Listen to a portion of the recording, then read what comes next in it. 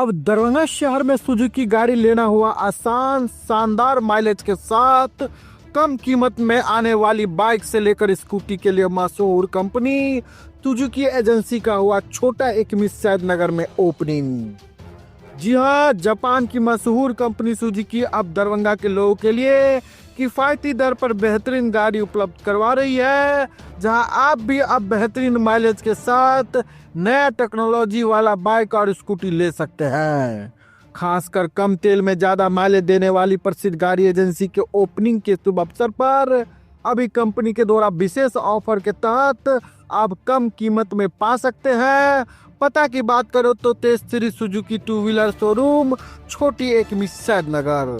Suzuki का भी अपना स्लोगन है और हम एज ए डीलर भी कमिट करते हैं लोगों से कि Suzuki sales, service and spare सबों में अव्वल है, रहेगा और किसी भी तरह की असुविधा कस्टमर को नहीं होगी।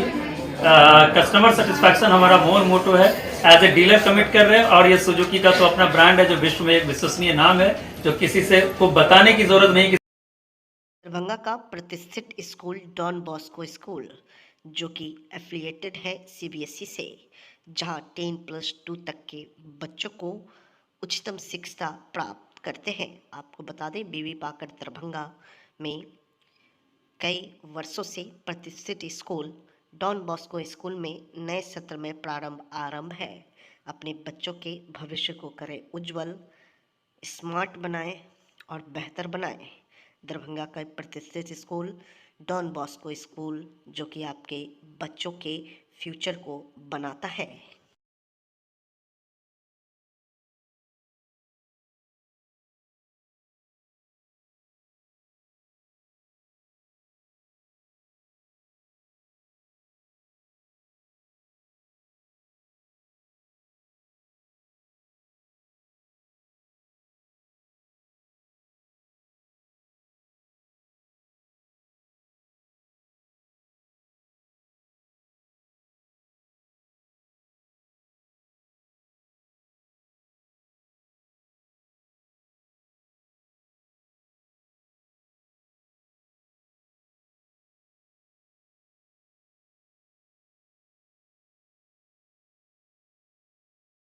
मुजफ्फरपुर के बेनीबाद थाना क्षेत्र में लापता नाबालिग लड़की 17 का शव नदी किनारे मिला है।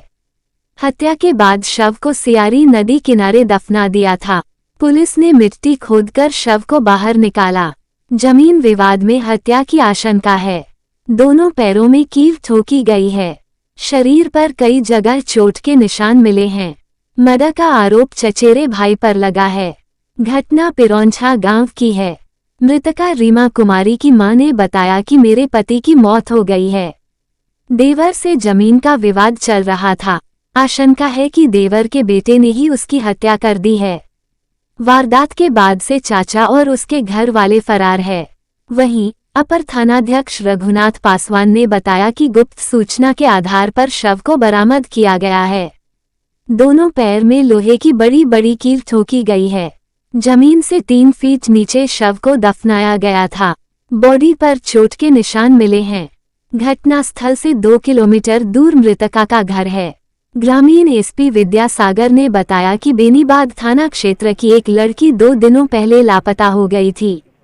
परिजन की ओर से इस संबंध में कोई आवेदन नहीं दिया गया था। कल उक्त लड़की का शव नदी किनारे से बरामद किया गया है। परिजन आसपास के लोग पर ही मारपीट कर हत्या का आरोप लगा रहे हैं। एफएसएल की टीम भी मौके पर गई थी। उनकी ओर से जांच पड़ताल के बाद रिपोर्ट दी गई है। नाबालिग के चेहरे और गले पर जख्म के निशान हैं। पोस्टमार्टम रिपोर्ट के बाद ही पूरा मामला स्पष्ट होगा। एक लड़की का डेड बॉडी सर पानी मिट्टी के अंदर से निकाला गया है सर, क्या है उस मामले में जानकारी? हाँ, ये कल की घटना है और कल एक लड़की के गुम होने की बात हुई थी, लेकिन थाने में कोई आवेदन नहीं था। और कल लड़की की बहन ही आकर थाने में बताई कि मेरी बहन नहीं मिल रही है। और जब हम नदी किनारे गए तो वहाँ पर नई मिट्टी है, तो इस पर थानाध्यक्ष स्वयं गए थे।